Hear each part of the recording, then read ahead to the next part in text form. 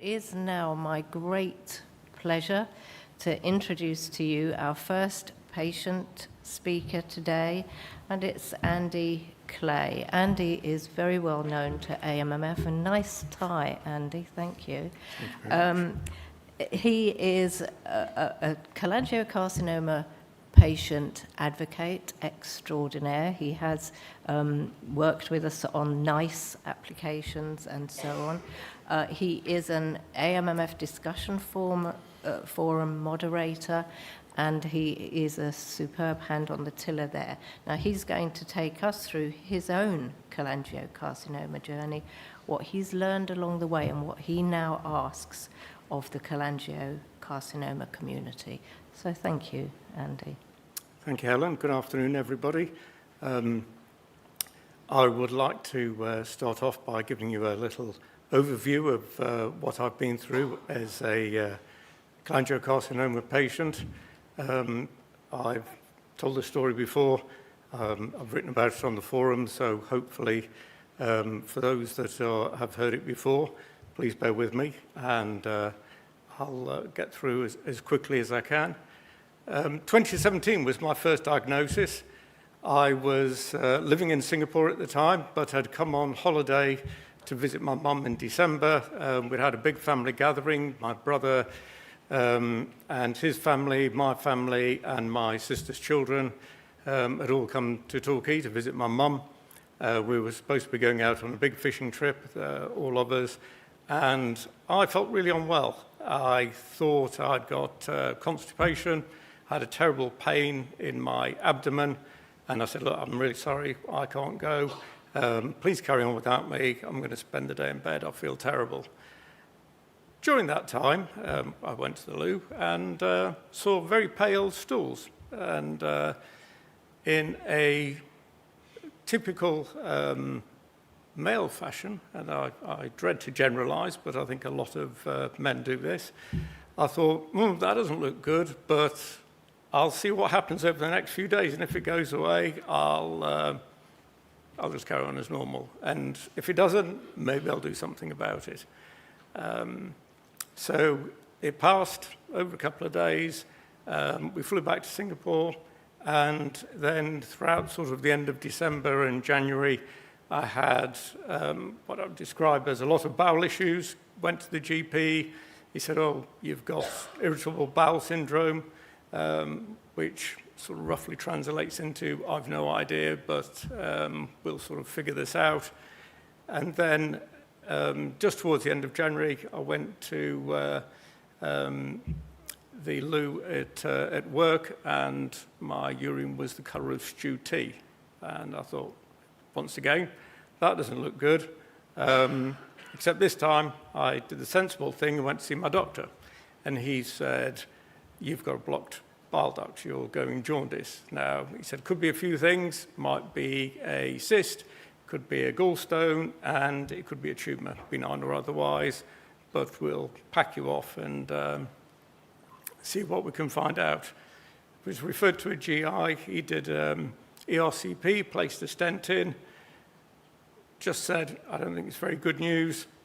A couple of weeks later, I was in chronic pain. I went back to the GI and said, look, I'm really, really struggling. I've got a lot of pain. And he said, oh, don't worry about it. I just injected a lot of gas and dye, which will have upset your stomach. So you don't have to worry about it. It'll just pass in a few more days. The pain was so bad, I started hallucinating. The furniture in the living room was moving around, and all sorts of strange things were happening. I hadn't eaten any magic mushrooms, so I pretty much knew that wasn't the case.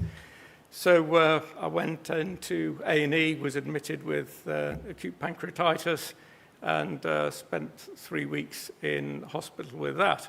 The pancreatitis also induced a pseudocyst, 2-litre pseudocyst on the tail end of my pancreas, and that basically put me in a very poorly state for about 3 months. I just sat at home in an armchair and struggled through it. The surgeon I was then referred to said, I think you've got cholangiocarcinoma, but I can't prove it. So because the pancreatitis is causing a lot of fuzziness on the CT scans, the PET scans, the MRIs weren't getting a clear picture. So we persevered. We couldn't get anything, couldn't see anything. We tried biopsies while we were doing an ERCP, still couldn't identify it. But my surgeon was great. He said, just because we can't see it doesn't mean it's not there. During the course of this time, I also had to keep changing my stent, roughly about every 5-6 weeks, because it kept getting infected. And each time they did that, they would take a scraping of the inside of the bile duct, and eventually it came positive. And so he said, right, that's it, Whipple surgery for you. So I had a Whipple surgery. I was in hospital, had a few complications, a few leaks, a few stabbing pains, and every time he said, I think we can release you tomorrow, something else happened, and I ended up in hospital for 4 weeks in total. Once we'd done that, we got the histology report back, and that confirmed the cholangiocarcinoma for the very first time.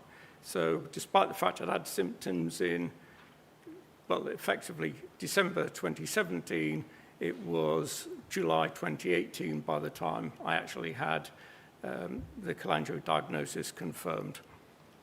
The operation was fairly successful, and there was some lymph nodes impacted, so I went on adjuvant chemo for 6 months and was feeling quite bullish. I thought, I've sort of got this licked, feeling pretty good.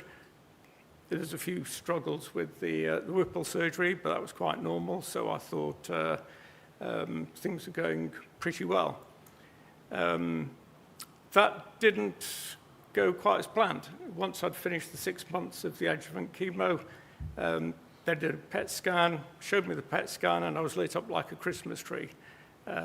We had 6 hot spots all over my torso, and the oncologist at the time said, but in fact, he was showing us, he was going through the scans and saying, well, you know, you've got this in your shoulder, and there's this in your liver, and there's this outside the liver. And my wife just said, look, I'm a bit confused. What does all this mean?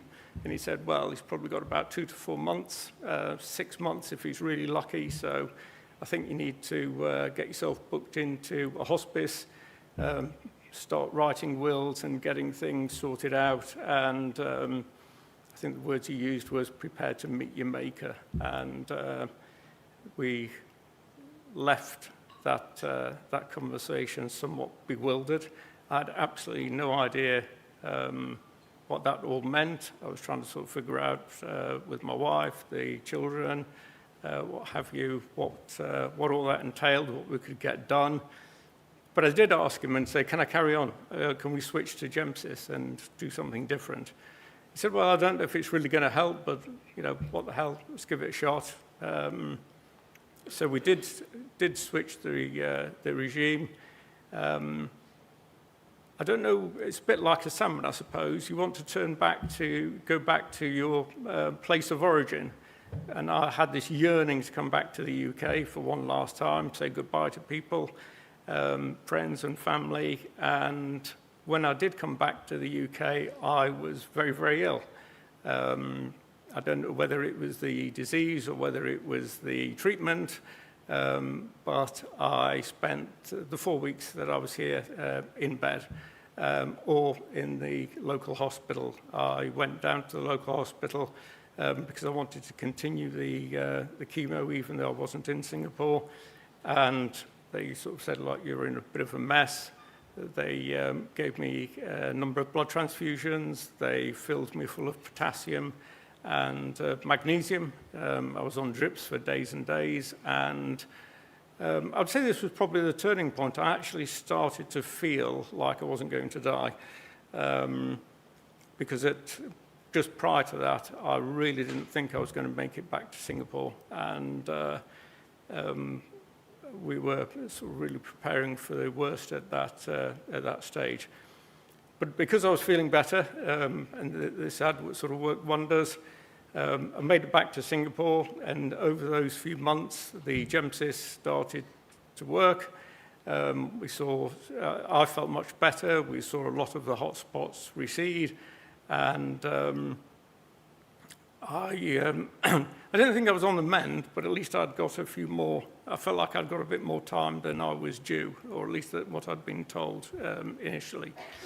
My eldest daughter had got a place at Texas University, so we returned, and just to sort of iterate how fortunate I was, while we were there, my wife said, there's a specialist up in London, one of the specialist centres, why don't you book an appointment and go and see him?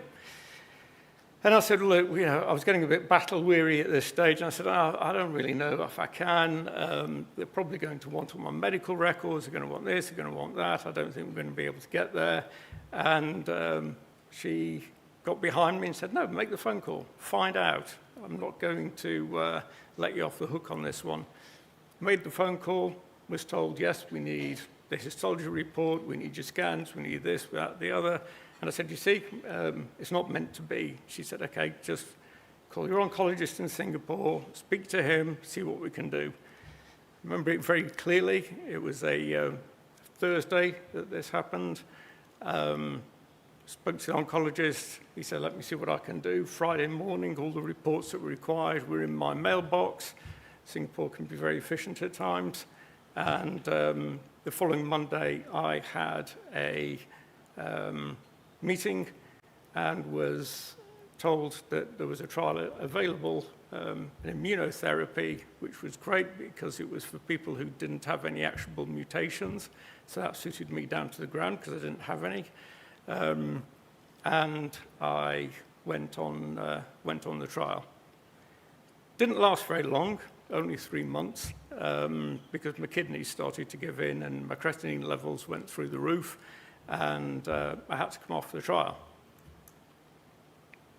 So I thought I might illustrate what that journey looked like in pictures. So September 2017, this is just a couple of months before it all started. I've always been a fairly hefty chap. I had stopped smoking in '98. My job took me to Hong Kong, and the air pollution was so bad I couldn't breathe and smoke at the same time, so I quit the cigarettes. Then in 2000, we had 2 children, so I stopped drinking. But my only vice was the Southeast Asian food, which I absolutely adored, and hence speaks to picture number 1. Picture number 2 was that was when I was in the UK and feeling dreadful, and I thought I wasn't going to make it. I'd lost so much weight, I'd actually stopped weighing myself, and switching from chemo to immunotherapy was I didn't feel dreadful. I actually felt really well within myself. There were a couple of subtly, and it before the murder. I think probably it's the lining of your stomach, it's this, it's that, and they persevere with that initial diagnosis, despite the fact various things don't work. And this is one of the problems with cholangiocarcinoma is we don't have the luxury of time. So the longer these juggling around with medication for a misdiagnosis, the more time it has to spread and grow. And this is one of the problems that we face. Some GPs are very switched on, and immediately they send people off to see an oncologist at a local hospital. And what tends to happen at the local hospitals is either the disease is too far advanced, or they're not specialized in all the different treatments that are available, and they tell the patient, I'm sorry, there's nothing more we can do for you. I'm afraid you're just going to have to go home, and that's it. That's pretty much all we can do. And when these people come into the forums in a state of despair, we tell them, please, please, go and get a second opinion. Go to one of the specialist centres that are all listed in the AMMF website and talk to somebody who really knows and understands this disease, because it will make the world of difference for you. And invariably it does. One One of the issues, though, that I have been seeing in the last few months, though, is when they go and get a second opinion, they go back to the local hospital, and the local hospital says things like, what do they know? They think, specialists think they know everything.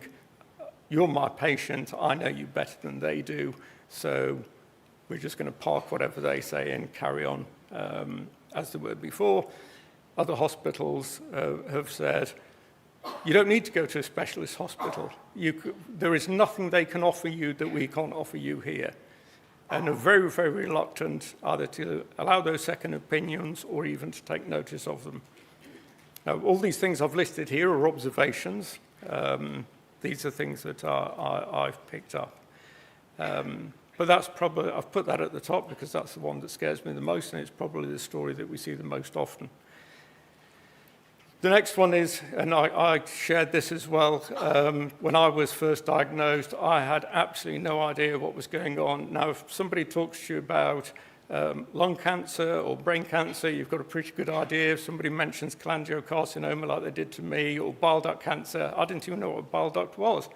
And they try and explain, they draw lots of diagrams, and there's just so much to take in. And for months, we were just completely lost. We didn't really know what to do and just had to follow whatever the doctor was telling us.